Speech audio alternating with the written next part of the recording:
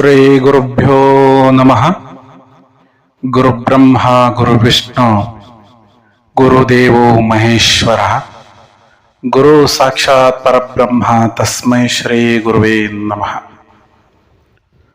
ಇವತ್ತಿನ ದಿವಸ ನಾವು ಒಂದು ಅದ್ಭುತವಾದ ಮಠದ ಇತಿಹಾಸವನ್ನು ತಿಳಿದುಕೊಳ್ಳೋಣ. ವಿಶ್ವಕರ್ಮರ ಪಂಚಪೀಠಗಳನ್ನು ಎಣಿಕೆ ಮಾಡುವಾಗ ಹಂಪಿ, ಹಸ್ತನಾವತಿ, ಶಿರಸಂಗಿ, ಕಾಶಿ, ಕಾಳಹಸ್ತಿ ಎಂದು ಹೇಳುವಂತಹ ಒಂದು ಕ್ರಮ ಅದ. ಅಂದ್ರೆ 5 ಪಂಚಪೀಠಗಳದಾವ. ಆನೆಗುಂದಿಯನ್ನ ಶಾಸನಗಳಲ್ಲಿ ಹಸ್ತಿನಾವತಿ ಅಂಥೇಳಿ ಕರೀಲಾಗ್ತಿತ್ತು. ಆನೆಗುಂದಿ ಅನ್ನುವಂತಹ ಸಂಸ್ಕೃತ ರೂಪ ಅದು ಹಸ್ತಿನಾವತಿ. ಈ ಲೆಕ್ಕದಲ್ಲಿ ವಿಶ್ವಕರ್ಮ ಪರಂಪರೆಯ ಮತ್ತೊಂದು ಮೂಲ ಮಠವು ಹಂಪಿಯಲ್ಲೂ ಇದ್ದಿರಬಹುದು ಅಂಥೇಳಿ ತರ್ಕಿಸಲಾಕ ಇಲ್ಲೊಂದು ಅವಕಾಶ ಇದೆ. ಪಂಚಪೀಠಗಳನ್ನು ನಾವು ಈಗ ಕಾಶಿ, ಕಂಚಿ, ಕಾಳಹಸ್ತಿ, ಶಿರಸಂಗಿ, ಹಸ್ತಿನಾವತಿ ಅಂಥೇಳಿ ಒಂದು ಕರೆಯುವಂತಹ ಒಂದು ಕ್ರಮ ಇದೆ. ಅದರೊಳಗಿಂದು ಆನೆಗುಂದಿಯ ಏನು ಪರಂಪರೆ, ಮೂಲ ಪರಂಪರೆ ಇದೆ ಆನೆಗುಂದಿ ಸಂಸ್ಥಾನದ್ದು, ಆ ಸಂಸ್ಥಾನದ ಒಬ್ಬ ದೊಡ್ಡ ಯೋಗೀಶ್ವರರ ಇತಿಹಾಸವನ್ನ ನಾವು ತಿಳಿದುಕೊಳ್ಳೋಣ. ಈ ಇತಿಹಾಸವನ್ನ ನಾವು ವಿಶ್ವಕರ್ಮ ವಿಜಯ ಅಂಥೇಳಿ ಈ ನವಲಗುಂದದ ನಾಗಲಿಂಗ ಸ್ವಾಮಿ ಮಠದವರು ಪ್ರಕಾಶನ ಅವ್ರದ್ದಿದೆ. ಅವರು ತಯಾರಿಸಿದ ಗ್ರಂಥದಿಂದ ಈ ವಿಷಯವನ್ನ ಆಯ್ದುಕೊಂಡು ನಾನು ನಿಮ್ಮ ಮುಂದೆ ಪ್ರಸ್ತುತಪಡಿಸ್ತೇನೆ. ಕರ್ನಾಟಕದ ವಿಶ್ವಬ್ರಹ್ಮಣ ಪೀಠಗಳಲ್ಲಿ ಆನೆಗುಂದಿ ಸಂಸ್ಥಾನ ಎಂಬ ಪೀಠ ವಿಜಯನಗರದ ಸಾರ್ವಭೌಮರ ಆಶ್ರಯವನ್ನ ಪಡೆದು ತುಂಬು ವೈಭವದಿಂದ ವಿಜೃಂಭಿಸ್ತಾ ಇತ್ತು. ಆ ಪರಂಪರೆಯಲ್ಲಿ ಕೆಲವೊಂದಿಷ್ಟು ರಾಜಗುರುಗಳು ವಿಶ್ವಕರ್ಮ ಪರಬ್ರಹ್ಮನ ಕೀರ್ತಿಯನ್ನ ದಿಗಂತರ ವಿಶ್ರಾಂತವಾಗುವವರೆಗೆ ಆ ರೀತಿಯಲ್ಲಿ ಅದನ್ನ ಮುನ್ನಡೆಸ್ಕೊಂಡು ಬಂದಿದ್ದಾರೆ. ಆ ಆನೆಗುಂದಿಯಿಂದಲೇ ಕೆಲವು ವಿಶ್ವಕರ್ಮ ಇತಿ ಶ್ರೇಷ್ಠರು, ಇತಿವರ್ಯರು ಪರಿವ್ರಾಜಕರಾಗಿ ಹೊರಟು ನಾಡಿನ ವಿವಿಧ ಭಾಗಗಳಲ್ಲಿ, ವಿವಿಧ ಜಾಗಗಳಲ್ಲಿ ಮಠವನ್ನ ಸ್ಥಾಪಿಸಿಕೊಂಡು ವೈದಿಕ ಧರ್ಮವನ್ನ ಎತ್ತಿ ಹಿಡಿದಿದ್ದಾರೆ. ಹಾಗೆ ಆನೆಗುಂದಿಯಿಂದ ಹೊರಟಂತಹ ಚಿಕ್ಕೇಶ್ವರ ಮಹಾಸ್ವಾಮಿಗಳು ಅಂತ ಹೇಳಿ ಕರೀತಾರ. ಚಿಕ್ಕ ಈಶ್ವರ ಆಚಾರ್ಯರು ಅಂತ ಹೇಳಿ ಇವ್ರಿಗೆ ಕರೀತಾರ. ಈ ಚಿಕ್ಕೇಶ್ವರ ಆಚಾರ್ಯ ಎಂಬಂತಹ ಈ ಪುಣ್ಯಾತ್ಮರೇನಿದ್ದಾರ, ಯೋಗಿ ವರೇಣ್ಯರೇನಿದ್ದಾರ, ಇವರು ಹಾವೇರಿ ಜಿಲ್ಲೆಯ ರಾಣಿಬೆನ್ನೂರು ತಾಲೂಕಿನ ಅಂತರವಳ್ಳಿ ಅನ್ನುವಂತಹ ಗ್ರಾಮದಲ್ಲಿ ಮಠವನ್ನ ಏನಪ್ಪಾ ಅಂತಂದ್ರ ಸ್ಥಾಪಿಸಿ ಆ ಮಠದಲ್ಲಿ ಅವರು ರಾರಾಜಿಸ್ತಾರ. ಆ ಮಠಕ್ಕೆ 3 ಜಾವದೀಶ್ವರರ ಮಠ ಅಥವಾ 3 ಜಾವದ ಮಠ ಅಂತ ಹೇಳಿ ಈಗ ಕರೆಯುವಂತಹ ಪ್ರತೀತಿ ಇದೆ. ಹಂಗಾದ್ರೆ ಈ 3 ಜಾವದೀಶ್ವರರ ಮಠ ಅಥವಾ ಚಿಕ್ಕೇಶ್ವರರ ಮಠ, ಚಿಕ್ಕ ಈಶ್ವರ ಆಚಾರ್ಯರ ಮಠ ಅಂತ ಹೇಳಿ ಏನು ಆ ಮಠಕ್ಕೆ ಕರೀತಾರ, ಆ ಅದ್ಭುತ ಮಠದ ಇತಿಹಾಸವನ್ನ ನಾವು ಇವತ್ತು ತಿಳ್ಕೊಳ್ಳೋಣ. ಬಹಳ ಅದ್ಭುತ ಇತಿಹಾಸ, ರೋಚಕವಾದಂತಹ ಇತಿಹಾಸ. ಈ ಇತಿಹಾಸವನ್ನ ಸಂಪೂರ್ಣವಾಗಿ ತಾವೆಲ್ಲರೂ ಕೇಳಬೇಕು. ಮೈ ರೋಮಾಂಚನ ಆಗುವಂತಹ ಇತಿಹಾಸ ಇದು. ಏನು ಅಂತಂದ್ರೆ, ಈ ವಿಶ್ವದ ಅತ್ಯಂತ ಪುರಾತನ ಪಟ್ಟಣ ಅಂತ ಏನ ಕರೆಸ್ಕೊಂಡಿತ್ತು ಕಾಶಿ ಪಟ್ಟಣದಲ್ಲಿ, ಒಂದಾನೊಂದು ಕಾಲದೊಳಗೆ ಕಾಳಹಸ್ತಾಚಾರ್ಯರು ಅಂತ ಹೇಳಿ ಒಬ್ರು ಯೋಗೀಶ್ವರರಿದ್ರು. ಅವರು ಸಾಕ್ಷಾತ್ ಶಿವನ ಸ್ವರೂಪಿಗಳು. ಆ ಕಾಶಿ ನಗರಿಯ ರುಂಡೇಶ್ವರ ಎಂಬ ಹೆಸರಿನ ಲಿಂಗದಿಂದ ಉದ್ಭವಿಸಿ ಬಂದವರಾಗಿದ್ದರು ಅವರು. ಅವರು ಏನು ಕಾಳಹಸ್ತಾಚಾರ್ಯರಿದ್ರು, ಅವರು ತಮ್ಮ ಸಂಪರ್ಕಕ್ಕೆ ಬಂದಂತಹ ಭಕ್ತ ಜನರಿಗೆ ಜ್ಞಾನವನ್ನ ನೀಡುವುದಾಗ್ಲಿ, ಭಕ್ತಿಯನ್ನ ತಿಳಿಸಿಕೊಡುವುದಾಗ್ಲಿ, ಸದಾಚಾರ ಅಂದ್ರೆ ಏನು, ಸತ್ಕರ್ಮ ಅಂದ್ರೆ ಏನು, ಸತ್ಕರ್ಮದ ಭಾವನೆಗಳು ಹೆಂಗ, ಆ ಭಾವ ಹೆಂಗ, ಅದನ್ನು ಎಲ್ಲವನ್ನ ಭಕ್ತ ಸಮೂಹಕ್ಕೆ ಸವಿಸ್ತಾರವಾಗಿ ತಿಳಿಸಿಕೊಡುವಂತಹ ಕೆಲಸವನ್ನ ಮಾಡ್ತಿದ್ರು. ಇನ್ನು ನೋಡ್ರಿ, ಆ ಕಾಲಕ್ಕೆ ಕಾಶಿ ರಾಜ್ಯವನ್ನ ಆಳುತ್ತಿದ್ದಂತಹ ಸುವ್ರತ ಎಂಬ ಮಹಾರಾಜ ಇದ್ರು. ಆ ಸದ್ಗುರುಗಳ ಶಿಷ್ಯನಾಗಿ ಕಾಶಿ ಪಟ್ಟಣದಲ್ಲಿ ಅವರಿಗಾಗಿ ಒಂದು ಗುರುಪೀಠವನ್ನ ಕೂಡ ಅವರು ರೆಡಿ ಮಾಡಿದ್ದ ರಾಜ. ಆ ರಾಜನ ಹೆಸರು ಏನು ಅಂತಂದ್ರ ಸುವ್ರತ. ಇನ್ನು ಕಾಳಹಸ್ತಾಚಾರ್ಯರು ಅಲ್ಲಿ ನೋಡ್ರಿ ಜಗದ್ಗುರುಗಳು ಅಂತ ಹೇಳಿ ಅವರು ಬಿರುದಾಂಕಿತವನ್ನ ಪಡೆದುಕೊಂಡು ರಾಜನಿಂದ ಪುರಸ್ಕರಿಸಿಕೊಂಡು ಸಿಂಹಾಸನ ಆಗಲಿ, ಪಲ್ಲಕ್ಕಿ ಆಗಲಿ, ಛತ್ರ ಚಾಮರಗಳಾಗಲಿ ಇದೆಲ್ಲವುಗಳು ಅವರಿಗೆ ಒದಗಿ ಬಂದಿತ್ತು. ಮುಂತಾದ ರಾಜೋಚಿತ ಮಾರ್ಗಗಳೇನದವ, ಮರ್ಯಾದೆಗಳೇನದವ ಅವೆಲ್ಲವೂ ಕೂಡ ಕಾಳಹಸ್ತಾಚಾರ್ಯರಿಗೆ ಸಮರ್ಪಿತ ಆಗಿತ್ತು. ಆ ಸಂದರ್ಭದೊಳಗೆ ಕಾಳಹಸ್ತಾಚಾರ್ಯರ ಶಿಷ್ಯ ವೃಂದದಲ್ಲಿ ಅವರಿಂದ ವಿದ್ಯೆ ಕಲಿತಂತಹ ಅವರಷ್ಟೇ ಸಮರ್ಥರಾದಂತಹ ಅನೇಕ ಶಿಷ್ಯ ಜನ ಇತ್ತು. ಕಾಲಾನುಕ್ರಮದಲ್ಲಿ ಕಾಳಹಸ್ತಾಚಾರ್ಯರು ಶಿವಭಕ್ತಾಚಾರ್ಯ ಎಂಬುವರನ್ನ ಕಾಶಿಪೀಠದ ಉತ್ತರಾಧಿಕಾರಿಗಳನ್ನಾಗಿ ಮಾಡಿ ತಾವು ಮತ್ತ ರುಂಡೇಶ್ವರ ಅನ್ನುವಂತಹ ಲಿಂಗದೊಳಗೆ ಐಕ್ಯ ಆದರು ಅನ್ನುವಂತಹ ಇತಿಹಾಸವನ್ನ ನಾವಿಲ್ಲಿ ನೋಡಬಹುದು. ಇನ್ನು ಆ ಸಂದರ್ಭದೊಳಗೆ ಈ ಶಿವಭಕ್ತಾಚಾರ್ಯರು ಏನಿದ್ರು ವೇದ ಆಗಮಗಳನ್ನ, ಶಿಲ್ಪ ಶಾಸ್ತ್ರಗಳನ್ನ ಕರತಲಾಮಲಕವಾಗಿಸಿಕೊಂಡು ಬಹಳಷ್ಟು ಹೆಸರು ಮಾಡಿದ್ರು, ಮಹನೀಯರಾಗಿದ್ರು. ತರುವಾಯದಲ್ಲಿ ಕಾಲದಲ್ಲಿ ಬಸವಾಚಾರ್ಯರು ಬಂದ್ರು, ಇಮ್ಮಡಿ ಕಾಳಹಸ್ತಾಚಾರ್ಯರು ಬಂದ್ರು, ಭೂಬಬಲಾಚಾರ್ಯರು ಅಂತ ಹೇಳಿ ಬಂದ್ರು. ಮೊದಲಾದ ಯತಿವರೆಲ್ಲರೂ ಕಾಶಿಪೀಠವನ್ನ ಅಲಂಕರಿಸ್ತಾ ಬಂದ್ರು. ಇನ್ನು ದಕ್ಷಿಣ ಭಾಗಕ್ಕೆ ಬಂದಾಗ, ನಮ್ಮ ಭಾರತದ ದಕ್ಷಿಣ ಭಾಗಕ್ಕೆ ಬಂದಾಗ ಈ ವಿಶ್ವಕರ್ಮ ಸಿದ್ಧಾಂತಗಳು ಪ್ರಸಾರಗೊಳ್ಳಬೇಕು ಎಂಬಂತಹ ಉದ್ದೇಶದಿಂದ ಆ ಕಾಶಿಪೀಠ ಪರಂಪರೆಯಿಂದ ರೂಢಾಚಾರ್ಯರ ಸ್ವಾಮಿಗಳು ಏನ್ ಮಾಡಿದ್ರು, ಕರ್ನಾಟಕಕ್ಕೆ ಬಂದ ಈಗಿನ ಕೊಪ್ಪಳ ಜಿಲ್ಲೆಯ ಆನೆಗುಂದಿ ಎಂಬಂತಹ ಪ್ರದೇಶದಲ್ಲಿ ಒಂದು ಗುರುಪೀಠವನ್ನ ಸ್ಥಾಪನೆ ಮಾಡಿದ್ರು. ನೋಡ್ರಿ, ಆ ಕಾಶಿಯಿಂದ ಬಂದವರು ಮೊಟ್ಟ ಮೊದಲು ಯಾರು ಅಂತಂದ್ರ ರೂಢಾಚಾರ್ಯರು. ಇಲ್ಲಿ ಆನೆಗುಂದಿಯೊಳಗ ಗುರುಪೀಠವನ್ನ ಸ್ಥಾಪಿಸಿದ ನಂತರ ಕಾಶಿಪೀಠದ ಕಾಳಹಸ್ತಾಚಾರ್ಯರೇ ಆದಿಯಾಗಿ ಆ ಪರಂಪರೆಯಲ್ಲಿ ಬಂದ ಎಲ್ಲ ಗುರುಗಳು ಆಜನ್ಮ ಬ್ರಹ್ಮಚಾರಿಗಳಾಗಿದ್ರು. ಅದೆಷ್ಟೋ ತಲೆಮಾರುಗಳು ಕಳೆದ ಬಳಿಕ ಆನೆಗುಂದಿ ಪರಂಪರೆಯೊಳಗ ನರಸಿಂಹಾಚಾರ್ಯರು ಅಂತ ಹೇಳಿ ಪೀಠಾಧಿಪತಿಗಳಾದ್ರು. ಆದ್ರ ಅವರ ಕಾಲಕ್ಕೆ ಆನೆಗುಂದಿಯ ಯತಿ ಪೀಠ ಗೃಹಸ್ಥ ಪೀಠವಾಗಿ ಪರಿವರ್ತನೆ ಆಯಿತು. ನರಸಿಂಹಾಚಾರ್ಯರು ಗೃಹಸ್ಥರಾದ ಬಳಿಕ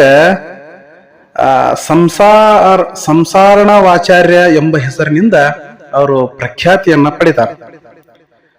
ಇದೆಷ್ಟೆಲ್ಲ ಒಂದು ಘಟನೆ ಒಂದು ಕಡೆ ಆದ್ರೆ, ಇದೇ 12ನೇ ಶತಮಾನದ ಕಾಲಕ್ಕೆ ಆನೆಗುಂದಿ ಪೀಠದ ಶಿಷ್ಯ ಮಂಡಳಿಯಿಂದ ಚಿಕ್ಕೇಶ್ವರಾಚಾರ್ಯ ಎಂಬ ಗೃಹಸ್ಥ ಮಹಾತ್ಮರು ಸದಾಚಾರ ಸದ್ಭಕ್ತಿಗಳನ್ನ ಪ್ರಚುರಪಡಿಸುವಂತಹ ಸಲುವಾಗಿ ಇಂದಿನ ಹಾವೇರಿ ಜಿಲ್ಲೆಯ ರಾಣಿಬೆನ್ನೂರು ತಾಲೂಕಿನ ಅಂತರವಳ್ಳಿ ಎಂಬ ಗ್ರಾಮಕ್ಕೆ ಪಾದಾರ್ಪಣೆಯನ್ನ ಮಾಡ್ತಾರೆ. ಆ ಗ್ರಾಮದೊಳಗೆ ಆ ಗ್ರಾಮದ ಸುತ್ತಮುತ್ತಲಿನ ಏನು ಅದ್ಭುತ ವಾತಾವರಣ ಇತ್ತು, ಅದು ಬಹಳ ಪ್ರಶಸ್ತ ಅನಿಸ್ಬಿಡ್ತು ಚಿಕ್ಕೇಶ್ವರರಿಗೆ. ಅವಾಗ ಅದನ್ನ ನೋಡ್ಕೊಂಡಂತಹ ಚಿಕ್ಕೇಶ್ವರರು ಇದ ನನ್ನ ಧ್ಯಾನಕ್ಕೆ ಬಹಳ ಸೂಕ್ತವಾದಂತಹ ಪ್ರದೇಶ ಐತಿ ಅಂತ ಹೇಳಿ ತಿಳ್ಕೊಂಡು ಅಲ್ಲೇ ನೆಲೆ ನಿಂತರು. ಸಾಕ್ಷಾತ್ ವಿಶ್ವಕರ್ಮ ಪರಬ್ರಹ್ಮಣೇ ನಾನು ದೊಡ್ಡ ಈಶ್ವರ, ನೀನು ಚಿಕ್ಕ ಈಶ್ವರ ಅಂಥೇಳಿ ಘೋಷಣೆ ಮಾಡಿದ್ರಂತ ಅದೊಂದು ಪ್ರತೀತಿ ಇದೆ. ಅದಕ್ಕೆ ಅವರನ್ನ ಚಿಕ್ಕೇಶ್ವರರು ಅಂತ ಹೇಳಿ ಕರಿತಿದ್ರು ಅನ್ನುವಂಥದ್ದು ಒಂದು ಪ್ರತೀತಿ. ಆ ಮಹಾತ್ಮರು ಚಿಕ್ಕೇಶ್ವರ ಆಚಾರ್ಯರು ಎಷ್ಟು ಅದ್ಭುತ ಕೆಲಸಗಳನ್ನ ಮಾಡಿದ್ರು ಅಂತರವಳ್ಳಿಗೆ ಬಂದು ಅಂತಂದ್ರ, ಆ ಅಂತರವಳ್ಳಿಯ ಹೊರವಲಯದಲ್ಲಿ ಒಂದು ಏಕಾಂತವಾದಂತಹ ಜಾಗದಲ್ಲಿ ಅವರು ಕುಂತ್ಕೊಂಡು ಧ್ಯಾನ ಮಾಡ್ಲಿಕ್ಕತ್ತಿದ್ರು. ಆ ಹೊತ್ತಿನಲ್ಲಿ ಮಳೆ ಇಲ್ಲದೆ ಬಹಳಷ್ಟು ಜನ ಅಲ್ಲಿ ನೀರಿಗಾಗಿ ಪರಿತಪಿಸ್ತಾ ಇತ್ತು. ಬಹಳ ಬರಗಾಲ ಬಿದ್ದಂತಹ ಪ್ರದೇಶ ಆಗಿತ್ತು ಆ ಸಂದರ್ಭದೊಳಗದು. ಒಟ್ಟ ಮಳಿನೂ ಆಗಿರ್ಲಿಲ್ಲ, ಕುಡಿಲಿಕ್ಕೆ ಯಾವ ರೀತಿಯ ನೀರಿನ ಮೂಲಗಳು ಅಲ್ಲಿ ಇರಲಿಲ್ಲ. ಆ ಸಂದರ್ಭದೊಳಗೆ ಒಂದು ಆಕಳು ಇವರ ಧ್ಯಾನಕ್ಕೆ ಕುಂತಹ ಜಾಗದಲ್ಲಿ ಬಂತು. ಆಕಳ ಬಂದ ನಂತರ ಇವ್ರ ಹತ್ತಿರ ಏನ ಧ್ಯಾನಕ್ಕೆ ಕುಳಿತುಕೊಂಡಿದ್ರು, ಇವ್ರ ಪಕ್ಕದಲ್ಲಿ ಒಂದು ಕಮಂಡಲ ಇತ್ತು. ಆ ಕಮಂಡಲವನ್ನ ಅದು ಆಕಳು ಬೆಳೆಸಿ ಅದರೊಳಗಿನ ನೀರಿಗೆ ಬಾಯಿ ಹಾಕಿಬಿಡ್ತು. ಅಷ್ಟೊತ್ತಿಗಾಗಲೇ ಚಿಕ್ಕೇಶ್ವರ ಮಹಾಸ್ವಾಮಿಗಳು ನೋಡ್ರಿ ಏನ್ ಮಾಡಿದ್ರು ಅಂತಂದ್ರೆ, ಧ್ಯಾನಕ್ಕೆ ಏನು ಕುಳಿತಿದ್ರು ಆ ಧ್ಯಾನದಿಂದ ಎಚ್ಚೆತ್ತುಕೊಂಡು ನೋಡ್ತಾರ, ಪಕ್ಕದೊಳಗ ಆಕಳು ಕಮಂಡಲವನ್ನ ಕೆಡವಿ ಅದರೊಳಗಿನ ನೀರು ಕುಡಿತಾ ಇತ್ತು. ಇದನ್ನ ನೋಡಿದ ಚಿಕ್ಕೇಶ್ವರ ಮಹಾಸ್ವಾಮಿಗಳಿಗೆ ಗೊತ್ತಾಯ್ತು, ಈ ಭಾಗದೊಳಗೆ ನೀರಿನ ಬಹಳ ಅಭಾವ ಐತಿ ಅಂತ ಹೇಳಿ ಅವರ ಆ ತಮ್ಮ ದಿವ್ಯ ದೃಷ್ಟಿಯಿಂದ ಅರಿತುಕೊಂಡ ನಂತರ ಆ ಏನ ಕಮಂಡಲದಿಂದ ನೀರು ಹರಿದಿತ್ತು, ನೀರು ಹರಿದು ಏನ ಆಕಳ ನೀರನ್ನ ಕುಡಿತಾ ಇತ್ತು, ಆ ಸಂದರ್ಭದಲ್ಲಿ ಚಿಕ್ಕೇಶ್ವರ ಮಹಾಸ್ವಾಮಿಗಳು ಆ ಜಾಗಕ್ಕೆ ಒಂದು ತಮ್ಮ ದಿವ್ಯ ಶಕ್ತಿಯನ್ನ ಉಪಯೋಗಿಸಿಕೊಂಡು ಅಲ್ಲೊಂದು ನೀರಿನ ಹರಿವನ್ನ ಉದ್ಭವ ಆಗುವ ರೀತಿ ಮಾಡಿಬಿಟ್ರು. ಜಲದ ಮೂಲವೇ ಅಲ್ಲಿ ಹರಿಲಿಕ್ಕೆ ಶುರುವಾಯಿತು. ಅವಾಗಿನಿಂದ ಆ ಏನು ನೀರಿನ ಮೂಲ ಅಲ್ಲಿ ಶುರು ಆಯ್ತು, ಆ ನೀರಿನ ಮೂಲಕ ಗಿಂಡಿ ಹಳ್ಳ ಅಂತ ಹೇಳಿ ಕರೀತಾರೆ. ಗಿಂಡಿ ಹಳ್ಳ ಅಂದ್ರೆ, ಗಿಂಡಿ ಅಂದ್ರೆ ಒಂದು ಕಮಂಡಲ, ಒಂದು ಚಿಕ್ಕ ಪಾತ್ರೆ. ಆ ಪಾತ್ರೆಯಿಂದ ಬಿದ್ದಂತಹ ನೀರು ಹರಿದು ಹೋಯ್ತಂತ ಹೇಳಿ, ಗಿಂಡಿಯಿಂದ ಹರಿದು ಹೋದ ನೀರು ಅದು ಗಿಂಡಿ ಹಳ್ಳ ಅಂತ ಹೇಳಿ ಈಗಲೂ ಕೂಡ ಗಿಂಡಿ ಹಳ್ಳ ಅನ್ನುವಂತಹ ಪ್ರತೀತಿ ಆ ಜನರು ಅದನ್ನ ರೂಢಿಸ್ಕೊಂಡು ಬಂದಾರ. ಗಿಂಡಿ ಹಳ್ಳ ಈಗಲೂ ಕೂಡ ಐತೆ ಅದು. ಇನ್ನ ಈ ಚಿಕ್ಕೇಶ್ವರರ ಕಾಲದಲ್ಲಿ ಇವರ ಮಹಾತ್ಮೆ ಇಡೀ ನಾಡಿಗೆ ಗೊತ್ತಾಗುವಂತಹ ಒಂದು ಸಂದರ್ಭ ಒದಗಿ ಬಂತು. ಈ ಕತೆ ಬಹಳ ಅದ್ಭುತವಾದಂತಹ ರೋಚಕವಾದಂತಹ ಕತೆ. ಚಿಕ್ಕೇಶ್ವರ ಕಾಲದೊಳಗೆ ಕರ್ನಾಡಿನ ಪ್ರಾಂತ್ಯದೊಳಗೆ ಸಾಕಷ್ಟು ಅನ್ಯ ಮತಗಳೆಲ್ಲ ರಾಜಾಶ್ರಯವನ್ನು ಪಡ್ಕೊಂಡಿದ್ದು. ಯಾಕಂದ್ರೆ ಆ ಕಾಲದೊಳಗೆ ರಾಜರು ಎಲ್ಲಾ ಧರ್ಮದವರಿಗೆ, ಎಲ್ಲಾ ಮತೀಯರಿಗೂ ಕೂಡ ರಾಜಾಶ್ರಯವನ್ನ ಕೊಟ್ಟು ಸಲುಹುತ್ತಿದ್ರು. ಯಾವುದೋ ಮತ ಮೇಲಲ್ಲ, ಯಾವುದೋ ಮತ ಕೀಳಲ್ಲ ಅಂತ ಹೇಳಿ ಎಲ್ಲರಿಗೂ ಸರಿ ಸಮಾನವಾದ ಅವಕಾಶವನ್ನು ಕೊಟ್ಟಿದ್ರು. ಈ ಸಂದರ್ಭದಲ್ಲಿ ಒಂದು ಅನ್ಯ ಕೋಮಿನ ಜನ ಏನ್ ಮಾಡ್ತಿತ್ತು ಅಂತಂದ್ರೆ, ಕೆಲವೊಂದಿಷ್ಟು ಶಿವ ದೇವಾಲಯಗಳನ್ನ ಕೆಡವಿ ಅಥವಾ ರೂಪಾಂತರಗೊಳಿಸಿ ತಮ್ಮ ಗುಡಿಗಳನ್ನಾಗಿ ಅವರು ಮಾರ್ಪಾಡು ಮಾಡ್ತಿದ್ರು. ಈ ಸಂದರ್ಭದೊಳಗೆ ಈ ವಿಚಾರ ನೋಡ್ರಿ ಬಹಳಷ್ಟು ಇದು ಎಲ್ಲ ಜನರಿಗೆ, ಅದು ಒಂದು ಶಿವಭಕ್ತರಿಗೆ ಆ ದುಃಖದ ಸಂಗತಿ ಆಗಿಬಿಟ್ಟಿತ್ತು. ಏನು ನಮ್ಮ ಶಿವ ದೇವಾಲಯಗಳೆಲ್ಲ ಅನ್ಯ ಮತದ ದೇವಾಲಯಗಳಾಗಿ ಮಾರ್ಪಾಡಾಗ್ಲಿಕ್ಕತ್ತಾವ, ಹೆಂಗ್ ಮಾಡೋದು ಅಂತ ಹೇಳಿ ಬಹಳಷ್ಟು ಜನ ಆ ಸಂದರ್ಭದೊಳಗೆ ಚಿಂತಾಕ್ರಾಂತಾಗಿ ಕುಳಿತು ಬಿಟ್ಟಿದ್ರು. ನೋಡ್ರಿ, ಒಂದು ಸಲ ಏನಾಯ್ತು ಅಂತಂದ್ರೆ, ಇದೇ ಅಂತರವಳ್ಳಿಯಿಂದ 27 ಕಿಲೋಮೀಟರ್ ಅಂತರದೊಳಗೆ ಒಂದು ಅಬ್ಬಲೂರು ಅನ್ನುವಂತಹ ಒಂದು ಊರಿದೆ. ಈ ಅಬ್ಬಲೂರು ಒಳಗೆ ಇರುವಂತಹ ಒಂದು ಶಿವ ದೇವಾಲಯವನ್ನ ಅನ್ಯ ಕೋಮಿನ ಜನ ಅದನ್ನ ರೂಪಾಂತರಗೊಳಿಸುವಂತಹ ಕಾರ್ಯಕ್ಕೆ ಕೈ ಹಾಕಿದ್ರು. ಆ ಸಂದರ್ಭದೊಳಗೆ ಈ ಘಟನೆ ಒಂದು ಭಾಗಕ್ಕೆ ನಡೀತಾ ಇದ್ರೆ, ಕಲಬುರಗಿ ಜಿಲ್ಲೆ ಅಂದ್ರೆ ಗುಲ್ಬರ್ಗಾ ಜಿಲ್ಲೆಯ ಒಂದು ಊರಾದಂತಹ ಆಳಂದಿ, ಆ ಗ್ರಾಮದೊಳಗೆ ಏಕಾಂತ ರಾಮಯ್ಯ ಅನ್ನುವಂತಹ ಒಬ್ಬ ಶಿವಭಕ್ತ ಇದ್ದ. ಏಕಾಂತ ರಾಮಯ್ಯನ ಇತಿಹಾಸವು ಕೂಡ ಬಹಳ ಅದ್ಭುತವಾದ ಇತಿಹಾಸ. 12ನೇ ಶತಮಾನದ ಬಸವಾದಿ ಶಿವಶರಣರ ಏನ್ ಇದ್ರು, ಆ ಸಂದರ್ಭದೊಳಗೆ ಆ ಶಿವಶರಣರಲ್ಲಿ ಏಕಾಂತ ರಾಮಯ್ಯನ ಹೆಸರು ಕೂಡ ಅಷ್ಟೇ ಅದ್ಭುತವಾಗಿ ರಾರಾಜಿಸ್ತಾ ಇತ್ತು. ಅಷ್ಟ ಅದ್ಭುತವಾದಂತಹ ಶಿವಶರಣ ಏಕಾಂತದ ರಾಮಯ್ಯನಿಗೆ ಏಕಾಂತ ಅನ್ನುವಂತಹ ಒಂದು ಪದ ಜೋಡಣೆ ಆಗಿತ್ತು. ಯಾಕಂದ್ರೆ ಅಷ್ಟು ಏಕಾಂತ ಸ್ವರೂಪದೊಳಗೆ ಶಿವಧ್ಯಾನವನ್ನ ಮಾಡುವಂತಹ ಏಕಾಂತ ರಾಮಯ್ಯ ಶ್ರೇಷ್ಠನಾಗಿ ಬಸವಾದಿ ಶರಣರ ಕಾಲದೊಳಗೆ ಇದ್ದಂಥವ. ಆ ಏಕಾಂತ ರಾಮಯ್ಯ ಒಂದು ದಿವಸ ಮಲ್ಕೊಂಡಾಗ ಅವನ ಸ್ವಪ್ನದೊಳಗೆ ಶಿವನ ವಾಣಿ ಆಯ್ತು. ನೋಡು, ಈಗ ನೀನ್ ಎಲ್ಲಿ ಹೋಗಬೇಕು? ಅಬ್ಬಲೂರಿಗೆ ಹೋಗಬೇಕು. ಅಬ್ಬಲೂರಿನ ಒಂದು ಶಿವ ದೇವಾಲಯವನ್ನ ಅನ್ಯ ಕೋಮಿನ ಜನ ಒಡೆದು ಅದನ್ನ ರೂಪಾಂತರಗೊಳಿಸುವಂತ ಕಾರ್ಯಕ್ಕೆ ತೊಡಗಿದಾರ. ನೀನ್ ಅಲ್ಲಿ ಹೋಗಿ ಅಬ್ಬಲೂರಿನೊಳಗ ಶಿವಭಕ್ತರನ್ನ ಕಾಪಾಡುವಂತಹ, ರಕ್ಷಿಸುವಂತಹ, ಧರ್ಮವನ್ನ ಎತ್ತಿ ಹಿಡಿಯುವಂತಹ ಕೆಲಸ ನೀನು ಮಾಡಬೇಕು ಅನ್ನುವಂತಹ ಶಿವವಾಣಿ ಏಕಾಂತ ರಾಮಯ್ಯನಿಗಾಯ್ತು. ಆಳಂದಿಯಿಂದ ಏಕಾಂತ ರಾಮಯ್ಯ ಎಲ್ಲಿಗೆ ಬಂದ ಅಂತಂದ್ರ ಅಬ್ಬಲೂರಿಗೆ ಬಂದ. ಅಬ್ಬಲೂರಿಗೆ ಬಂದಾಗ ಏನಾಗ್ಬಿಟ್ಟಿತ್ತು, ಅನ್ಯ ಕೋಮಿನ ಜನ ಶಿವ ದೇವಾಲಯವನ್ನ ಕೆಡವಿ ಅದನ್ನ ರೂಪಾಂತರ ಮಾಡಕತ್ತಿದ್ರು. ಅಷ್ಟೊತ್ತಿಗಾಗಿಲ್ಲ ಏಕಾಂತ ರಾಮಯ್ಯ ಬಂದು, ಯಾಕೆ ಹಿಂಗ್ ಮಾಡಕತ್ತೀರಿ, ಶಿವ ದೇವಾಲಯದಿಂದ ನಿಮಗೆ ಏನ ತೊಂದರೆ ಏನಾಗೈತಿ ಅಂದಾಗ ಅವರು, ಇಲ್ಲ ನಿಮ್ಮ ಶಿವನಿಗಿಂತ ನಮ್ಮ ದೇವರು ಬಹಳ ಶ್ರೇಷ್ಠ, ಹಿಂಗಾಗಿ ಶಿವ ದೇವಾಲಯಗಳನ್ನ ನಮ್ಮ ಕೋಮಿನ ದೇವಾಲಯಗಳನ್ನಾಗಿ ನಾವು ಬದಲಾಯಿಸ್ತೀವಿ ಅಂತ ಹೇಳಿ ಅವರು ತಮ್ಮ ವಾದವನ್ನ ಮಂಡಿಸ್ಲಿಕ್ಕೆ ಶುರು ಮಾಡಿದ್ರು. ಅವಾಗ ಇಲ್ಲ ಹಂಗಿಲ್ಲ, ಅದು ಶಿವ ಆದಿ ಸ್ವರೂಪ, ಅವನಕ್ಕಿಂತ ದೊಡ್ಡವರು ಯಾರು ಬರ್ಲಿಕ್ಕೆ ಸಾಧ್ಯ ಇಲ್ಲ, ಶಿವನ ಮಹಿಮೆಯನ್ನ ನೀವು ಅರ್ಥಕೊಂಡಿಲ್ಲ, ಹಂಗೆಲ್ಲ ಮಾಡ್ಲಿಕ್ಕೆ ಹೋಗ್ಬೇಡ್ರಿ ಅಂತ ಹೇಳಿ ಏಕಾಂತ ರಾಮಯ್ಯನೂ ಕೂಡ ಅದನ್ನು ವಾದಿಸ್ಲಕ್ಕ. ಅವಾಗ ಅನ್ಯ ಕೋಮಿನ ಜನ ಏನ್ ಹೇಳಿತು ಅಂತಂದ್ರ, ಅಷ್ಟು ಶಿವನ ಮಹಿಮೆಯನ್ನ ಹೇಳುತ್ತಿರುವ ನೀನು ನಮ್ಮ ಮುಂದೆ ಶಿವ ಭಾರಿ ಅದಾನು ಅನ್ನುವುದನ್ನ ನಮಗೆ ತೋರಿಸಿಕೊಡು.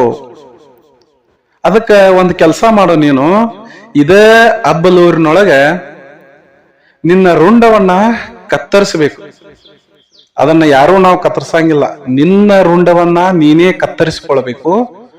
ಈ ಕತ್ತರಿಸಿದ ರುಂಡವನ್ನ ನೀನು ಪುನಃ ಜೋಡಿಸ್ಕೊಳ್ಬೇಕು. ಅದು ಹೆಂಗಪ್ಪ ಅಂತಂದ್ರ, ಈ ನಿನ್ನ ರುಂಡವನ್ನ ಕತ್ತರಿಸಿದ ನಂತರ ನಿನ್ನ ರುಂಡವನ್ನ ಯಾರಾದರೂ ಒಬ್ಬರು ತೆಗೆದುಕೊಂಡು ಹೋಗಿ 7 ಶಿವ ದೇವಾಲಯಗಳ ದರ್ಶನವನ್ನ ಮಾಡಿಕೊಂಡು ಬಂದು ಅದನ್ನ ಜೋಡಿಸಬೇಕು. ಆವಾಗ ನಾವು ಇದನ್ನ ಏನಪ್ಪಾ ಅಂತಂದ್ರ, ನಿನ್ನ ರುಂಡ ಮುಂಡ ಸೇರಿ ನೀನು ಶಿವ ಅದಾನು ಅನ್ನುವುದನ್ನ ತೋರಿಸಿಕೊಟ್ಟಂದ್ರ ನಾವೆಲ್ಲರೂ ನಮ್ಮ ಮತವನ್ನ ಬಿಟ್ಟು ನಾವು ಕೂಡ ಶಿವಭಕ್ತರಾಗಿ ನಿಮ್ಮ ದೇವಾಲಯಗಳನ್ನ ನಾವೇ ಸಂರಕ್ಷಿಸ್ತೀವಿ, ಜೊತೆಗೆ ಶಿವನ ಧ್ಯಾನವನ್ನ ಕೂಡ ನಾವು ಮಾಡ್ತೀವಿ ಅಂತ ಹೇಳಿ ಅನ್ಯ ಕೋಮಿನ ಜನ ಹಿಂಗ ಅಂದಾಗ ಏಕಾಂತ ರಾಮಯ್ಯ 1, 2 ಅನ್ನುವಂತಹ ಕ್ಷಣಗಳನ್ನು ಕೂಡ ಎಣಿಸಲಿಲ್ಲ.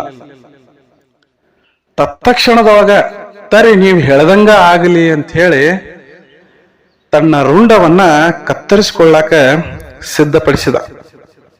ಈ ಘಟನೆ ಯಾವ ದೇವಾಲಯದೊಳಗೆ ನಡೀತಿತ್ತು ಅಂತಂದ್ರ ಬ್ರಹ್ಮೇಶ್ವರ ದೇವಾಲಯ ಅಂತ ಹೇಳಿ ಇತ್ತದು. ಆ ಬ್ರಹ್ಮೇಶ್ವರ ದೇವಾಲಯದೊಳಗೆ ಈ ಘಟನೆ ನಡೀತಿತ್ತು. ಗುಂಡ ಕತ್ರಿ ಅಂತ ಹೇಳಿ ಆವಾಗಿನ ಸಂದರ್ಭದೊಳಗೆ ಶಿಕ್ಷೆಯನ್ನ ಕೊಡಲಾಕ, ರಾಜರು ಶಿಕ್ಷೆಯನ್ನ ಕೊಡಲಾಕ ಒಂದು ಕತ್ರಿಯನ್ನ ಮಾಡಿದ್ರು, ಗುಂಡ ಕತ್ರಿ. ಆ ಗುಂಡ ಕತ್ರಿಯೊಳಗ ತಲೆಯನ್ನ ಇಡುವುದು, ಅದು ಕತ್ತರಿಸಿಂದ್ರ ರುಂಡ ಕತ್ತರಿಸಿ ಬಿದ್ದು ಬಿಡ್ತಿತ್ತು. ಹಿಂಗ ಗುಂಡ ಕತ್ರಿಯೊಳಗ ತನ್ನ ತಲೆಯನ್ನ ತಾನ ಇಟ್ಟುಕೊಂಡು ಆ ಗುಂಡ ಕತ್ರಿಯಿಂದ ರುಂಡವನ್ನ ಬೇರ್ಪಡನೆ ಮಾಡ್ಕೊಂಡು ಬಿಟ್ಟ ಏಕಾಂತ ರಾಮಯ್ಯ. ಆ ಕ್ಷಣದಾಗನ ಏಕಾಂತ ರಾಮಯ್ಯನ ರುಂಡವನ್ನ ಒಂದು ದೊಡ್ಡದಾದಂತಹ ತಟ್ಟೆಯೊಳಗ ಇಟ್ಟುಕೊಂಡು ಅದರ ಮ್ಯಾಗ ವಸ್ತ್ರವನ್ನ ಮುಚ್ಚಿಕೊಂಡು ಆ ಸಂದರ್ಭದಲ್ಲಿ ಇದ್ದಂತಹ ಮತ್ತೊಬ್ಬ ಶಿವಭಕ್ತನಾದಂತಹ ಪೊನ್ನಯ್ಯ ಆ ಬಂಗಾರದ ತಟ್ಟೆಯಲ್ಲಿ ರಾಮಯ್ಯನ ಶಿರವನ್ನ ತಗೊಂಡು 7 ಶಿವ ಕ್ಷೇತ್ರಗಳನ್ನ ಅದನ್ನ ದರ್ಶನ ಮಾಡ್ಕೊಂಡು ಬರಬೇಕು. ಆ ಕೆಲಸಕ್ಕೆ ಪೊನ್ನಯ್ಯ ಹೊರಟ. 7 ಶೈವ ಕ್ಷೇತ್ರಗಳು ಯಾವ್ಯಾವ ಹೊರಟ ಅಂತಂದ್ರ ಅವನು ಮೊಟ್ಟ ಮೊದಲಿಗೆ ಪುಲಿಗೆರೆಯ ಸೋಮೇಶ್ವರನ ಸನ್ನಿಧಾನ. ಪುಲಿಗೆರೆ ಅಂತಂದ್ರ ಈಗಿನ ಲಕ್ಷ್ಮೇಶ್ವರದೊಳಗ ಶಿವ ದೇವಾಲಯ ಐತಿ. ಆ ಸೋಮೇಶ್ವರನ ದೇವಾಲಯ ಮೊದಲು ಅಲ್ಲಿ ಹೋದ. ಪುಲಿಗೆರೆ ಸೋಮೇಶ್ವರನ ದರ್ಶನ ಆಯ್ತು. ಅಣ್ಣಿಗೇರಿಯ ಅಮೃತೇಶ್ವರನ ಸನ್ನಿಧಾನಕ್ಕೆ ಹೋದ. ನಂತರ ಕೂಡಲ ಸಂಗಮದ ಸಂಗಮೇಶ್ವರನ ಸನ್ನಿಧಾನಕ್ಕೆ ಹೋದ. ಕೆಂಭಾವಿ ಕ್ಷೇತ್ರದ ಭೋಗೇಶ್ವರ ದೇವಸ್ಥಾನ ಸನ್ನಿಧಾನಕ್ಕೂ ಹೋದ. ಸೊನ್ನಲಿಗೆಪುರದ ಸಿದ್ದರಾಮೇಶ್ವರನ ಸನ್ನಿಧಾನಕ್ಕೂ ಹೋದ. ತದನಂತರದಲ್ಲಿ ಆವುಂಡ ಎಂಬಲ್ಲಿನ ನಾಗನಾಥನ ಸನ್ನಿಧಾನಕ್ಕೆ ಹೋದ. ಕೊನೆಗೆ ಹಂಪಿಯಲ್ಲಿರುವಂತಹ ವಿರೂಪಾಕ್ಷನ ಸನ್ನಿಧಾನಕ್ಕೂ ಹೋದ. ಹಿಂಗ 7 ಕ್ಷೇತ್ರಗಳ ದರ್ಶನ ಆಯ್ತು. 7 ಕ್ಷೇತ್ರದೊಳಗ ಪೊನ್ನಯ್ಯ ಆ ಬಂಗಾರದ ತಾಟದಲ್ಲಿ ಇರುವಂತಹ ಶಿರವನ್ನ ದೇವರತಿ ಕೆಟ್ಟು ಶಿವನಿಂದ ಆಶೀರ್ವಾದ ಪಡ್ಕೊಂಡು ಹೆಂಗಾದ್ರೂ ಮಾಡಿ ಶಿವ ದೇವಾಲಯ ಉಳಿಬೇಕು, ಏಕಾಂತ ರಾಮಯ್ಯ ಬದುಕಬೇಕು ಅಂತ ಹೇಳಿ ಪೊನ್ನಯ್ಯ ಎಲ್ಲ ದೇವಾಲಯದೊಳಗ ಬೇಡ್ಕೊಂಡ್ತಿದ್ದ. ಈ ಸಂದರ್ಭದೊಳಗ ಒಂದು ಆಜ್ಞೆ ಅನ್ಯ ಕೋಮಿನ ಜನ ಏನ್ ಹೇಳಿದ್ರು ಅಂತಂದ್ರ, ಈ ಸಪ್ತ ಕ್ಷೇತ್ರಗಳನ್ನ ದರ್ಶನ ಮಾಡ್ಕೊಂಡು ನೀ ಯಾವಾಗ ಬರ್ಬೇಕಂದ್ರ ಸೂರ್ಯ ಅಸ್ತಂಗತ ಆಗುವ ಮೊದಲೇ ಬರಬೇಕು. ಸೂರ್ಯ ಅಸ್ತಂಗತನಾದ ನಂತರ ನೀನ್ ಎಲ್ಲಾದ್ರೂ ಬಂದಿ ಅಂತಂದ್ರ ನೀನ್ ಇದರಲ್ಲಿ ಸೋತ ಹಾಗೆ. ನೋಡ್ರಿ ಎಂತಹ ದೊಡ್ಡ ಪರೀಕ್ಷೆಗಳ ಆ ಸಂದರ್ಭದೊಳಗೆ ಬಂದಿರ್ಬೇಕು ನೋಡ್ರಿ. ಅದು ಈ ಸೂರ್ಯ ಅಸ್ತಂಗತನಾಗುವುದರ ಒಳಗಾಗಿ ಬರಬೇಕು. 7 ಕ್ಷೇತ್ರಗಳ ದರ್ಶನ ಮಾಡ್ಕೊಂಡು ಬರ್ಬೇಕು. ನೋಡ್ರಿ ಇದು ಎಂತಹ ದೊಡ್ಡ ಸವಾಲ. ಪೊನ್ನಯ್ಯ ಹೋಗಿರಬೇಕು ಹೆಂಗ, ಆ ದರ್ಶನ ಮಾಡ್ಕೊಂಡು ಅವ ಬಂದಿರ್ಬೇಕು ಹೆಂಗ, ಅದ್ ಎಂತಹ ಶಕ್ತಿ ಅವನನ್ನ ಆ ಸಂದರ್ಭದೊಳಗ ಕರ್ಕೊಂಡು ತಿರುಗಾಡಿತ್ತು. ಅದೆಲ್ಲ ನಾವು ನೆನೆಸ್ಕೊಂಡ್ರೆ ರೋಮಾಂಚನ ಆಗ್ತದೆ. ಇನ್ನೇನು ಹಂಪಿ ವಿರೂಪಾಕ್ಷನ ದರ್ಶನವನ್ನ ಮಾಡಿಕೊಂಡು ಅವ ಮತ್ತ ಅಬ್ಬಲೂರಿನ ದೇವಸ್ಥಾನಕ್ಕೆ ಬರುವಂತಹ ಸಂದರ್ಭದೊಳಗ ಸೂರ್ಯ 3 ಜಾವದ ಗಳಿಗೆಯನ್ನ ಮುಗಿಸಿ 4ನೇ ಜಾವಕ್ಕೆ ಬರ್ತಾ ಇದ್ದ. ಇನ್ನ ಜಾವಗಳು ಅಂತ ಹೇಳಿ ಹೆಂಗ ಲೆಕ್ಕ ಹಾಕ್ತಾರಂದ್ರ 3 ತಾಸಿಗೆ 1 ಜಾವ, 3 ತಾಸಿಗೆ 1 ಜಾವ. ಮುಂಜಾನೆ 3 ತಾಸಿನೂ 4 ಜಾವಗಳು, ರಾತ್ರಿ 3 ತಾಸಿನೂ 4 ಜಾವಗಳು. 3 ತಾಸಿನ ಮುಂಜಾನೆ 4 ಜಾವ ಅಂದ್ರ 12 ಗಂಟೆ ಆಯ್ತು. 3 ತಾಸಿನ 4 ಜಾವಗಳ ರಾತ್ರಿ ಅಂದ್ರ ಅದು 12 ಗಂಟೆ. 12 12 24 ಗಂಟೆಗಳ ದಿನ. ಆಗಿನ ಸಂದರ್ಭದೊಳಗ ಲೆಕ್ಕ ಹಿಂಗ್ ಹಾಕ್ತಿದ್ರು. ಇನ್ನ 4 ಜಾವ ಮುಗೀತು ಅಂತಂದ್ರ ಸೂರ್ಯೋದಯದಿಂದ ಸೂರ್ಯಾಸ್ತದವರೆಗೆ 4 ಜಾವ ಮುಗಿದು ಬಿಡೋದು. 3ನೇ ಜಾವ ಮುಗಿದು ಇನ್ನು 4ನೇ ಜಾವ ಮುಗಿಯುವಂತಹ ಸಂದರ್ಭ ಬಂದಿತ್ತು. ಇನ್ನ ಅಬ್ಬಲೂರಕ್ಕ ಪೊನ್ನಯ್ಯ ಏಕಾಂತ ರಾಮಯ್ಯನ ರುಂಡವನ್ನ ತಂದಿಲ್ಲ. ಆ ಸಂದರ್ಭದೊಳಗ ಅಲ್ಲೇ ಪಕ್ಕದಲ್ಲಿ ಇರುವಂತಹ ಏನ್ ಅಂತರವಳ್ಳಿಯೊಳಗ ಚಿಕ್ಕೇಶ್ವರ ಮಹಾಸ್ವಾಮಿಗಳಂತಿದ್ರು. ಇವರ ಮಠಕ್ಕ ಅಂತರವಳ್ಳಿಗೆ ಬರ್ತಾನ ಪೊನ್ನಯ್ಯ ಅದನ್ನ ತಗೊಂಡು. ಯಾಕಂದ್ರೆ ಚಿಕ್ಕೇಶ್ವರರ ಮಹಾತ್ಮೆ ಆ ಭಾಗದೊಳಗ ಸ್ವಲ್ಪ ಜನರಿಗೆ ಅರಿವಾಗಿತ್ತು. ಒಬ್ಬ ದೊಡ್ಡ ಮಹಾಪುರುಷ ಅಂತರವಳ್ಳಿಯೊಳಗೆ ಬಂದ ನೆಲೆಸ್ಯಾನ, ತನ್ನ ಗಿಂಡಿಯಿಂದ ಕಮಂಡಲದಿಂದ ನೀರನ್ನ ಸೆಲೆಯೊಂದ ಉದ್ಭವಿಸ್ಯಾನ, ಬಹಳ ಮಹಿಮಾ ಪುರುಷದ ಅನ್ನುವಂತಹ ಭಾಗ ಆ ಅಂಶ ಅಲ್ಲಿ ಭಾಗದ ಜನರಿಗೆ ಗೊತ್ತಾಗಿತ್ತು. ಹಿಂಗಾಗಿ ಅಂತರವಳ್ಳಿಯಿಂದ ಅವ ಬಂದ ಅಬ್ಬಲೂರು ತಲುಪುವಂತಹ ಸಂದರ್ಭದೊಳಗ ಅಂತರವಳ್ಳಿಯ ಚಿಕ್ಕೇಶ್ವರರ ಮಠಕ್ಕ ಅವರ ಸನ್ನಿಧಾನಕ್ಕೆ ಬರ್ತಾರೆ ಪೊನ್ನಯ್ಯ.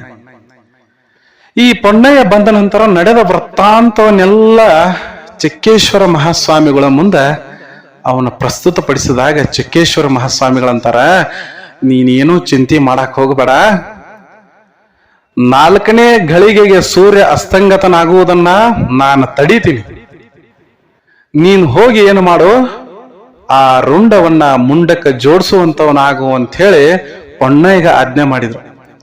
ಆ ಸಂದರ್ಭದೊಳಗೆ ಚಿಕ್ಕೇಶ್ವರ ಮಹಾಸ್ವಾಮಿಗಳು ಸೂರ್ಯನ ಕಡೆಯ ಮುಖ ಮಾಡಿ ಅರ್ಘ್ಯವನ್ನ ಬಿಟ್ಟು ಸೂರ್ಯನ ಒಂದು ಶ್ಲೋಕವನ್ನ ಮಂತ್ರವನ್ನ ಉಚ್ಚಾರಣೆ ಮಾಡಿ ಸೂರ್ಯ ದೇವನಿಗೆ ಆಜ್ಞೆಯನ್ನ ಮಾಡ್ತಾರೆ ಚಿಕ್ಕೇಶ್ವರ ಮಹಾಸ್ವಾಮಿಗಳು. ನೋಡು, ಶಿವ ದೇವಾಲಯನ ಉಳಿಸುವುದಕ್ಕಾಗಿ ಏಕಾಂತ ರಾಮಯ್ಯ ತನ್ನ ಪ್ರಾಣವನ್ನೇ ಇಟ್ಟಾನ.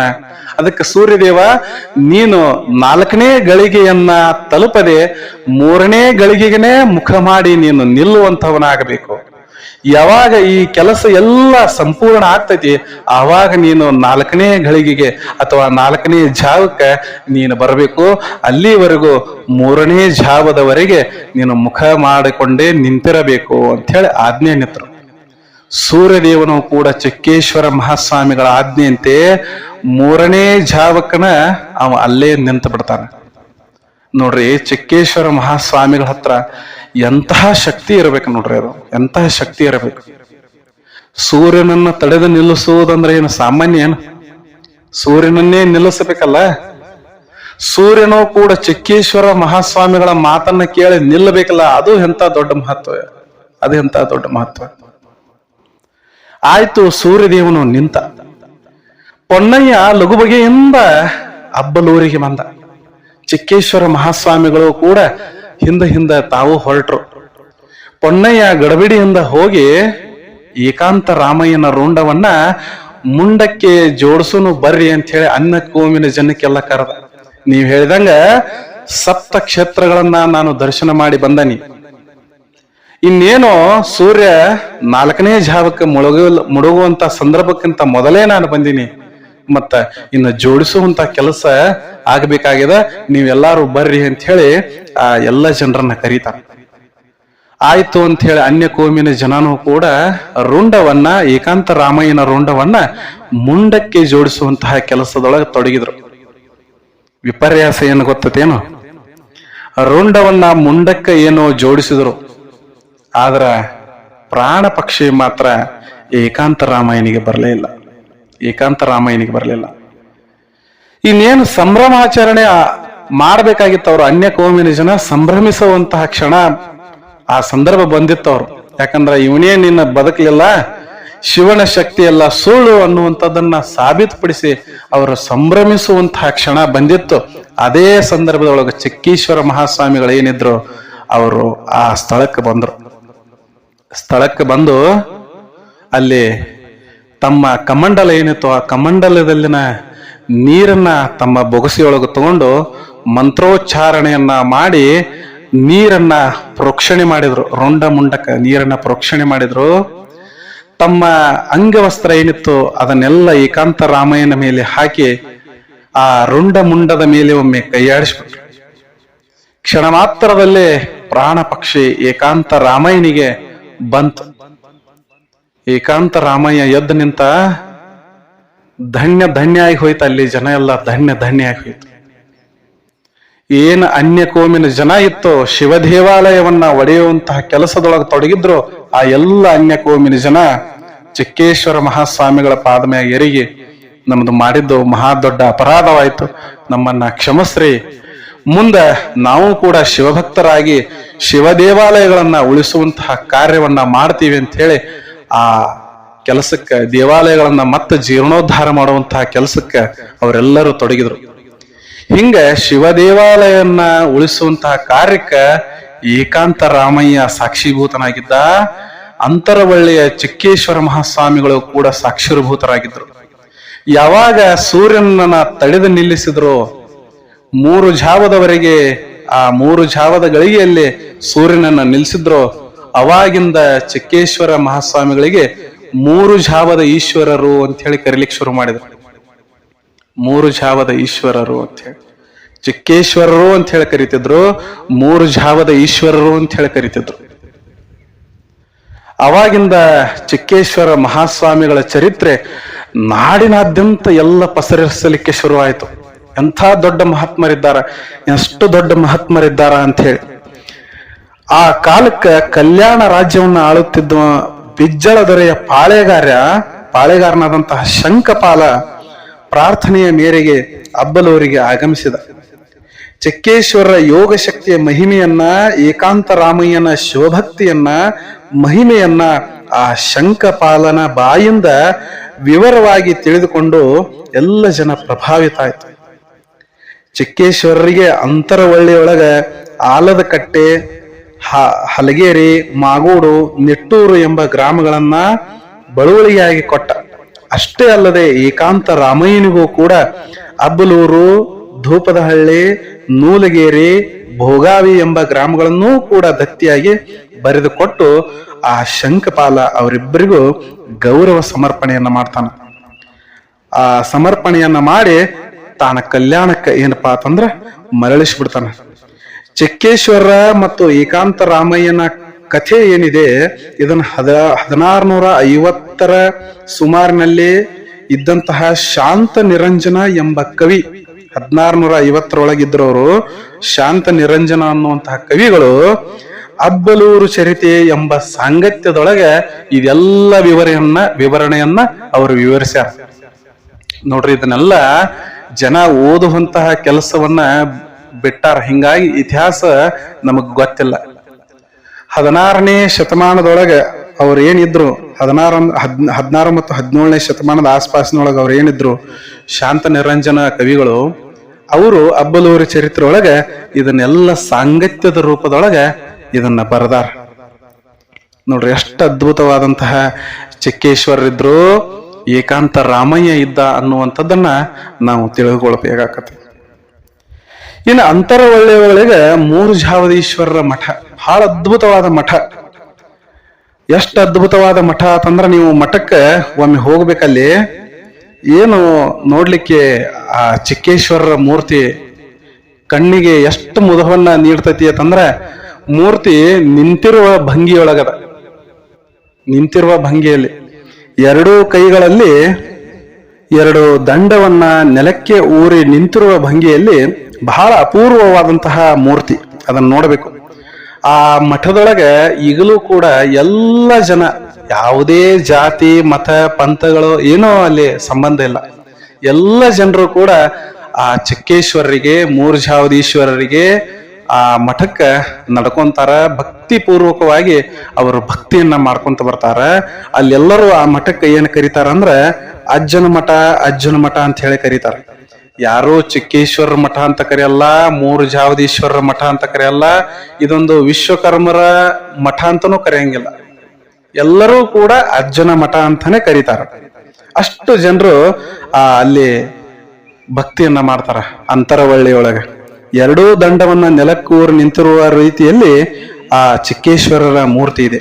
ಇನ್ನು ಸೊಂಟದಿಂದ ಕೆಳಕ್ಕೆ ಮಂಡಿ ಮುಚ್ಚುವವರೆಗೆ ಮಾತ್ರ ಕಚ್ಚೆ ಹಾಕಿ ಪಂಚೆ ಹುಟ್ಟಿರುವ ರೀತಿಯೊಳಗೆ ಕೆತ್ತನೆಯನ್ನ ಬಹಳ ಕುತೂಹಲಕಾರಿಯಾಗಿ ಅಲ್ಲಿ ಮಾಡಲಾಗಿದೆ.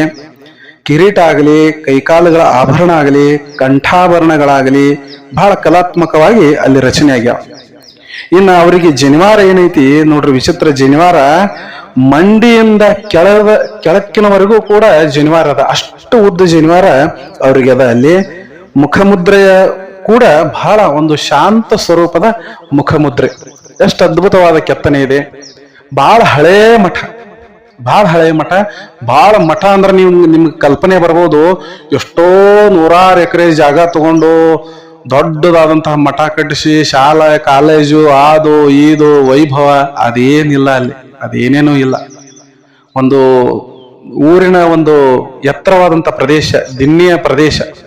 ಆ ದಿನ್ನಿಯ ಪ್ರದೇಶದ ಮೇಲೆ ಒಂದು ಚಿಕ್ಕದಾದಂತಹ ಮಠ ಇದೆ. ಚಿಕ್ಕದಾದಂತಹ ಮಠ. ಆ ಮಠದ ಪರಂಪರೆಯ ಮಠಾಧೀಶ್ವರರು ಕೂಡ ಸಂಸಾರಸ್ಥರು ಇರುವುದರಿಂದ ಅಲ್ಲೇ ಪಕ್ಕದೊಳಗ ಅವರಿಗೆ ಸಪರೇಟ್ ಆದಂತಹ ಒಂದು ಮನೆ ಇದೆ. ಆ ಮನೆಯೊಳಗ ಅವರೆಲ್ಲರೂ ವಾಸವಾಗಿದಾರ. ಇನ್ನು ಚಿಕ್ಕೇಶ್ವರ ಮಠ ನೋಡ್ರಿ ಎಷ್ಟು ಚಿಕ್ಕದಾಗಿದೆ ಅಂತಂದ್ರ, ಇದೊಂದು ವಿಶ್ವಕರ್ಮ ಜನಾಂಗದವರು ಕೂಡ ಈ ಮಠಕ್ಕೆ ಸ್ವಲ್ಪ ಸೂಕ್ಷ್ಮವಾಗಿ ಅದನ್ನ ಗಮನಿಸಿ ಸ್ವಲ್ಪ ಜೀರ್ಣೋದ್ಧಾರದ ಕ್ರಿಯೆಗಳನ್ನ ಮಾಡಬೇಕು ಅಂತ ಹೇಳಿ ಈ ಸಂದರ್ಭದೊಳಗೆ ನಾನು ಕೂಡ ತಮಗೊಂದು ವಿನಂತಿಯನ್ನ ಮಾಡ್ಕೊಂತೀನಿ. ಸೂರ್ಯನನ್ನ ತಡೆದು ನಿಲ್ಲಿಸಿರುವಂತಹ ಚಿಕ್ಕೇಶ್ವರ ಮಹಾಸ್ವಾಮಿಗಳು ಮಠ ಅಂತಂದ್ರ ಎಷ್ಟು ಚಿಕ್ಕ ಮಠ ರೀ ಅದು. ಎಷ್ಟು ಚಿಕ್ಕ ಮಠ. ಅಲ್ಲಿ ಏನೋ ಅಭಿವೃದ್ಧಿನೇ ಇಲ್ಲ. ಅದು ಬಹಳ ಚಿಕ್ಕ ಗ್ರಾಮವೂ ಅತಿ ಚಿಕ್ಕ ಗ್ರಾಮ, ಮಠವೂ ಅತಿ ಚಿಕ್ಕದಾಗಿದೆ. ಆ ದೇವಸ್ಥಾನ ಅಂತ ಹೇಳಿ ಕರೀತಾರ, ಅದಕ್ಕೆ ಮಠನು ಅಂತ ಕರೀತಾರ. ಬಹಳ ಚಿಕ್ಕದಾಗಿದೆ. ಯಾವುದೋ ರೀತಿಯ ಸೌಲಭ್ಯಗಳು ಅಷ್ಟೊಂದು ಅಲ್ಲಿ ಇಲ್ಲ. ಈಗ ನೋಡ್ಲಿಕ್ಕೆ ಹೋದವರಿಗೆ ಪ್ರೇಕ್ಷಣೀಯ ಸ್ಥಳ ಅಂತ ಹೇಳಿ ಇದ್ದು ಮಾಡಿ ಅಲ್ಲಿ ಇರ್ಲಿಕ್ಕೆ ಜಾಗನೂ ಇಲ್ಲ. ಇನ್ನಿತರ ಕೆಲಸ ಕಾರ್ಯಗಳಿಗೂ ಕೂಡ ಅಲ್ಲಿ ವ್ಯವಸ್ಥೆ ಇಲ್ಲ. ಅದೊಂದು ಸ್ವಲ್ಪ ಅದರ ಕಡೆ ನಮ್ಮ ವಿಶ್ವಕರ್ಮ ಜನಾಂಗದವರು ಸ್ವಲ್ಪ ಗಮನ ಹರಿಸ್ಬೇಕಂತ ಹೇಳಿ ಈ ಸಂದರ್ಭದೊಳಗೆ ನಾನು ವಿನಂತಿ ಕೂಡ ಮಾಡ್ತೀನಿ. ಇನ್ನು ಈ ಮೂರುಜಾವದೀಶ್ವರರ ಶಾಖೆಗಳು ಕರ್ನಾಟಕದಾದ್ಯಂತ ಎಷ್ಟು ಕಡೆ ಅದಾವತ್ತಂದ್ರ, ಮೂರುಜಾವದೀಶ್ವರ ಮಠ ಅಂತೇಳಿ ಎಲ್ಲ ಕಡೆ ಅಧಿಕ ಸಂಖ್ಯೆ ಒಳಗದಾವ. ಅದರೊಳಗೆ ಕಲಬುರಗಿ ಜಿಲ್ಲೆಯಲ್ಲಿ ತಾಲೂಕಿನ ಕೇಂದ್ರವಾದಂತಹ ಅಫ್ಜಲ್ಪುರ್ ಅನ್ನುವಂತಹ ಒಂದು ಪಟ್ಟಣ, ಅಫ್ಜಲ್ಪುರ್ ಅಂತ ಹೇಳಿ ಒಂದು ತಾಲೂಕದ. ಅಲ್ಲೇ ಅದೊಂದೇ ತಾಲೂಕದೊಳಗೆ 4 ಮಠಗಳದಾವ. ಈಗ ಪ್ರಸ್ತುತವಾಗಿ ಅಫ್ಜಲ್ಪುರದೊಳಗೆ 4 ಮಠ. ವಿಜಯಪುರ ಜಿಲ್ಲೆಯ ಸಿಂದಗಿ ತಾಲೂಕಿನ ದೇವರ ಹಿಪ್ಪರಿಗೆಯಲ್ಲಿ 3 ಮಠಗಳು. ಜಿಲ್ಲಾ ಕೇಂದ್ರ ವಿಜಯಪುರದಲ್ಲಿಯೂ ಕೂಡ 2 ಮಠಗಳು. ಕಾಳಿಕಾಂಬ ಪುಣ್ಯತೀರ್ಥವಾದಂತಹ ಸಿರಸಂಗಿಯಲ್ಲಿಯೂ ಕೂಡ 2 ಮಠಗಳಿವೆ. ಸಂಖ್ಯಾ ದೃಷ್ಟಿಯಿಂದ ನಾವು ನೋಡ್ತಾ ಹೋದ್ರೆ ವಿಜಾಪುರ ಜಿಲ್ಲೆಯಲ್ಲಿಯೇ ಅಧಿಕವಾಗಿ ಮಠಗಳು ಕಂಡು ಬರ್ತಾವ. ತಾಲೂಕಿ ಕೇಂದ್ರವಾದಂತಹ ಇಂಡಿ ಒಳಗ, ಇಂಡಿ ತಾಲೂಕಿನ ಬರಡೋಲ್ದೊಳಗ, ಸಿಂದಗಿ ತಾಲೂಕಿನ ಆಲ್ಮೇಲ್ದೊಳಗ, ಮಡ್ಡಿ ಮಣ್ಣೂರೊಳಗ, ಕೋರವಾರದಲ್ಲಿ ಒಂದು ಮಠ ಇದೆ. ಬಾಗಲಕೋಟೆ ಜಿಲ್ಲೆಯ ತಾಲೂಕು ಕೇಂದ್ರಗಳಾದಂತಹ ಬೀಳಗಿಯಲ್ಲಿ, ಮುದ್ದೇಬಿಹಾಳದಲ್ಲಿ, ಹುನಗುಂದದಲ್ಲಿ, ಇನ್ನು ಮುದ್ದೇಬಿಹಾಳ ತಾಲೂಕಿನ ಸಾಸನೂರ್ ಎಂಬ ಊರಲ್ಲಿ ಒಂದು ಮಠ ಇದೆ. ಇನ್ನ ಪಟ್ಟಣದೊಳಗೆ ನೋಡ್ಕೊಂತ ಬಂದ್ರ ಈ ಕಡೆ ಹುಬ್ಬಳ್ಳಿ ಒಳಗ ಮತ್ತ ಸಂಗಮದೊಳಗ, ಬಂಕಾಪುರ ಕ್ಷೇತ್ರದಲ್ಲಿ, ಮತ್ತು ಬಂಟನೂರದಲ್ಲಿ, ಬಾದರಗಟ್ಟೆಯಲ್ಲಿ, ತೋರಗಲ್ಲಿನಲ್ಲಿ, ರಾಣಿಬೆನ್ನೂರುಗಳಲ್ಲಿ, ಇತ್ತ ದಕ್ಷಿಣ ಕರ್ನಾಟಕಕ್ಕೆ ಬಂದ್ರೆ ಚಿಕ್ಕಮಗಳೂರು ಜಿಲ್ಲೆಯ ಕಡೂರದಲ್ಲಿ, ಶಿವಮೊಗ್ಗದಲ್ಲಿ, ತುಮಕೂರು ಜಿಲ್ಲೆಯ ಮಾಯಕೊಂಡದಲ್ಲಿ, ಬೆಂಗಳೂರಿನಲ್ಲಿಯೂ ಕೂಡ ಮೂರ್ಜಾವದೀಶ್ವರರ ಹೆಸರಿನ ಮಠಗಳು ಅದಾವಂತ ಹೇಳಿ ಈಗ ಪ್ರಸ್ತುತವಾಗಿ ನಮಗ ಸಿಕ್ಕಂತಹ ಇದಂತೂ ಮಾಹಿತಿ. ಇನ್ನೂ ಮಠಗಳು ಸಾಕಷ್ಟು ಬೆಳಿತಾವ. ಎಷ್ಟ ಮಠಗಳು ಬೆಳೆದ್ರು ಅದರ ಮೂಲ ಮಠ ಅಂತರವಳ್ಳಿಯೊಳಗಿರುವಂತಹ ಮಠ, ರಾಣಿಬೆನ್ನೂರದ ತಾಲೂಕಿನ ಅಂತರವಳ್ಳಿಯ ಮಠ. ಅದಕ್ಕೆ ಎಲ್ಲಾ ಮಠಗಳ ಬೆಳಿಲಾಕತ್ತಾವ. ಅಂತರವಳ್ಳಿಯ ಮಠನು ಬೆಳಿಬೇಕನ್ನೋದು ನನ್ನೊಂದು ಆಸೆ. ಇದೊಂದು ಚಿಕ್ಕ ಆಸೆ. ಅದನ್ನ ವಿಶ್ವಕರ್ಮರ ಅದನ್ನ ಗಮನ ಹರಿಸಬೇಕು. ಇನ್ನು ಇದಾದ ನಂತರ ವಿಜಯಪುರದಲ್ಲಿರುವಂತಹ ಮೂರಣಕೇರಿ ಮತ್ತು ಗ್ಯಾಂಗ್ ಬೌಡಿಯಲ್ಲಿರುವಂತಹ ಮೂರ್ಜಾವದೀಶ್ವರ ಮಠಗಳು ಕೂಡ ಪ್ರಸಿದ್ಧಿಯನ್ನ ಪಡೆದಂತಹ ಮಠಗಳು. ಇನ್ನ ಈ ಮಠದೊಳಗೂ ಕೂಡ ಕೆಲವೊಂದಿಷ್ಟು ಅಭೂತಪೂರ್ವ ಘಟನೆಗಳು ನಡೆದವ. ಅದರ ಶಕ್ತಿ, ಮಠದ ಶಕ್ತಿ ಏನನ್ನುವುದನ್ನ ನಾನು ಮುಂದಿನ ಭಾಗದೊಳಗೆ ತಿಳಿಸ್ಕೊಡ್ತೀನಿ. ಅಂತರವಳ್ಳಿಯ ಮೂರ್ಜಾವದೀಶ್ವರ ಮಠವನ್ನ ಎಲ್ಲರೂ ಕೂಡ ಒಮ್ಮೆ ಸಂದರ್ಶನ ಮಾಡಲೇಬೇಕು. ಅಷ್ಟು ಶಕ್ತಿಯನ್ನ ಹೊಂದಿರುವಂತಹ ಅದು ಕ್ಷೇತ್ರ ಆಗಿದೆ. ಅದಕ್ಕೆ ವಿಶ್ವಕರ್ಮರು ಕೇವಲ ಶಿರಸಂಗಿ ಕ್ಷೇತ್ರ ಆಗಲಿ, ತಿಂತಣಿ ಕ್ಷೇತ್ರ ಆಗಲಿ, ನವಲಗುಂದ ನಾಗಲಿಂಗಜೋರದಾಗಲಿ ಕೆಲವೊಂದಿಷ್ಟು ಇಷ್ಟೇ ಗೊತ್ತದಾವ. ಇನ್ನೂ ಸಾಕಷ್ಟು ಮಹಿಮಾ ಪುರುಷರು ನಮ್ಮ ಕನ್ನಡ ನಾಡಿನೊಳಗೆ ಬಹಳಷ್ಟು ಜನ ಇದಾರ. ಅವ್ರ ಇತಿಹಾಸವನ್ನ ನಾನು ಸಾಕಷ್ಟು ನನ್ನ ಚರಿತ್ರೆಯೊಳಗ, ನಮ್ಮ ಚಾನಲ್ದೊಳಗ ನಾನು ಹೇಳ್ತಾ ಬಂದಿದ್ದೀನಿ. ಎಲ್ಲವುಗಳನ್ನ ಕೇಳ್ರಿ, ಎಲ್ಲವುಗಳನ್ನ ಸಂದರ್ಶನ ಅಲ್ಲಿ ನೀವು ಮಾಡ್ರಿ, ದೇವರ ದರ್ಶನವನ್ನ ತಗೋರಿ, ಅವರ ಆಶೀರ್ವಾದವನ್ನ ಪಡ್ಕೋರಿ. ಏನಾದರೂ ಸುಧಾರಣೆ ಕಾರ್ಯಗಳ ಆಗಬೇಕು, ಅದನ್ನೂ ಕೂಡ ಮಾಡಕ್ಕ ನೀವು ತತ್ಪರರ ಆಗ್ರಿ ಅಂತ ಹೇಳಿ ಈ ಸಂದರ್ಭದಲ್ಲಿ ನಾನು ಈ ವಿಷಯವನ್ನ, ಮಾಹಿತಿಯನ್ನ ಇಲ್ಲಿಗೆ ಮುಗಿಸ್ತೇನೆ. ಚಕ್ಕೇಶ್ವರ ಮಹಾಸ್ವಾಮಿಗಳ ಅಥವಾ ಮೂರ್ಜಾವದೀಶ್ವರರ ಆಶೀರ್ವಾದ ತಮ್ಮೆಲ್ಲರ ಮ್ಯಾಗಿರಲಿ ಅಂತ ಹೇಳಿ ಈ ಸಂದರ್ಭದಲ್ಲಿ ನಾನು ಕೇಳ್ಕೊಂತ ನನ್ನ ಮಾತಿಗೆ ನಾನು ವಿರಾಮವನ್ನ ಕೊಡ್ತಾ ಇದ್ದೀನಿ. ಎಲ್ಲರಿಗೂ ಒಳ್ಳೆಯದಾಗಲಿ.